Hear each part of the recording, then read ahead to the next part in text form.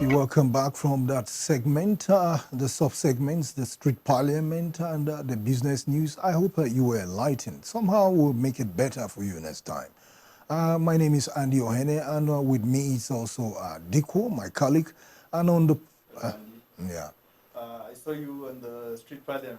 Yeah, that was the use of clay pots. Yes, we had to, go traditional this time around. So what is actually the difference between using clay pots and metal pots? Well, I think the difference is so obvious. The clay pot has a lot of advantages. We discovered it's medicinal.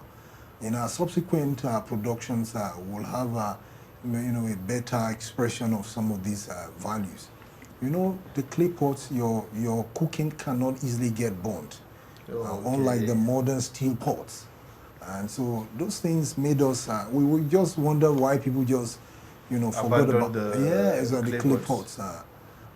I think because people think it's olden days. And yes, it's not exactly. Modern, and you can't, can you actually use it on the gas cooker or the clay pots? Yes, that's the possibility we're thinking. Maybe we can use it. It's possible. Okay. Because besides, we discovered that they said it's more delicious when they eat from the clay pots.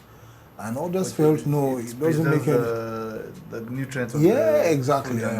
And then, for the steel pots, modern steel pots, too much heating will make little particles of the metal, dissolve into the cooking, into the food. And, so with time, it becomes dangerous. You start eating the metal. Exactly. So I think we'll have a lot to learn. Okay. But anyway, today we'll have a different issue to discuss. The RUGA settlement issue. And agriculture, Nigeria is trying to go back to agriculture full time so that we can make the best out of it. To diversify from petroleum. Mr. President's diversification. Yes. And then, but, don't you think this RUGA settlement has been having a sort of faulty foundation, or don't know? Well, even from our earlier segment, when we opened the lines for people to discuss, what we found out was that everybody wanted to discuss about the RUGA settlement. Exactly. So today, this morning, we have with us a colleague and managing director of NOMA NG, and we're going to discuss about more on the RUGA settlement. As a farmer, I think we'll have his insights. All right, that's good. RUGA settlement. Exactly. I hope is he also advocating for RUGA settlement or not? Well, we'll find out. We'll find out.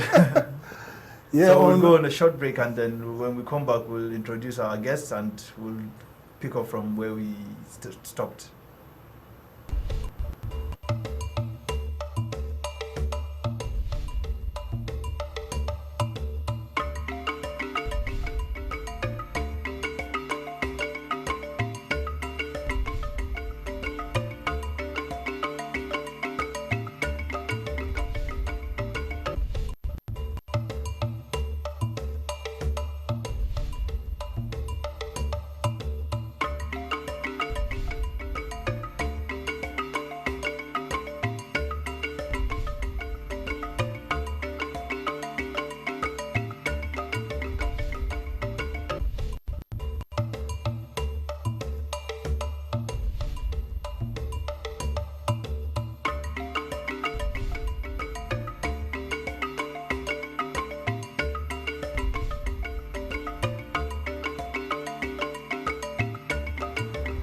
Welcome back from that short break. With us on the studio is a farmer, somebody, an enthusiast about agriculture, and he's here to look at the other side of the different perspectives of the RUGA settlement issue. And this is hoping that you get enlightened as we discuss. Welcome. You're welcome to this show, and welcome Mr. Dr. Usman Walijam. Thank you. Good morning. Thank you. Yeah, thank you. Good morning. So what we are going to start with today is what actually is RUGA? RUGA, actually the federal government created this RUGA settlement to tackle the issue of clashes between herdsmen and farmers. The RUGA, RUGA, this means rural grazing area. It is just a cattle ranch, public cattle ranch, given a different name called RUGA. And at the same time, I think part of the reasons why we have the controversies about it is because the name RUGA also means hut in Fulani. So people assume it is just for Fulani people. So I think that's the main reason for panic. So that's so why the controversy?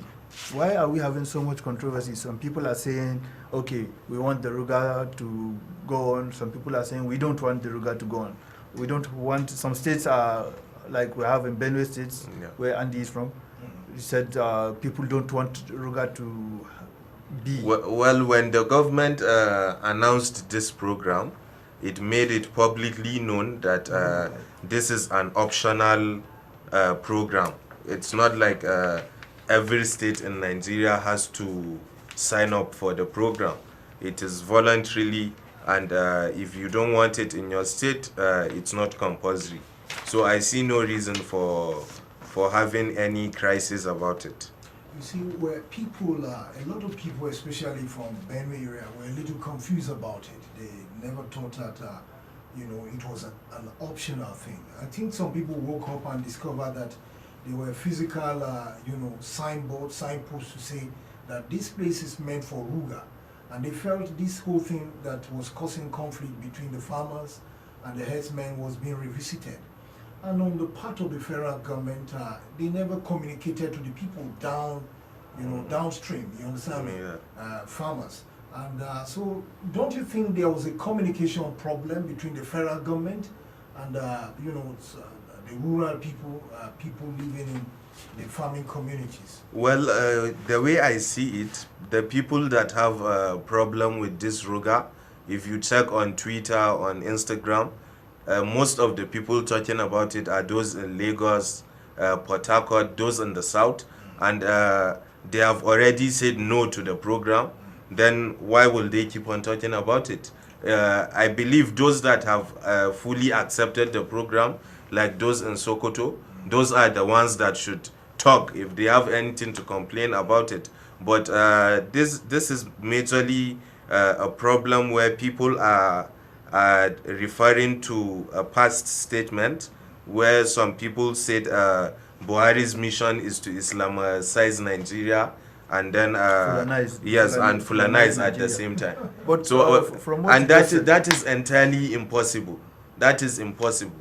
So don't you think it would have been ideal for the federal government to probably start the program as if it's a pet project from probably Sokoto, somewhere in the northwest or northeast, and then see the feasibility of it, how the potential of it to grow big, and then from there move to another phase.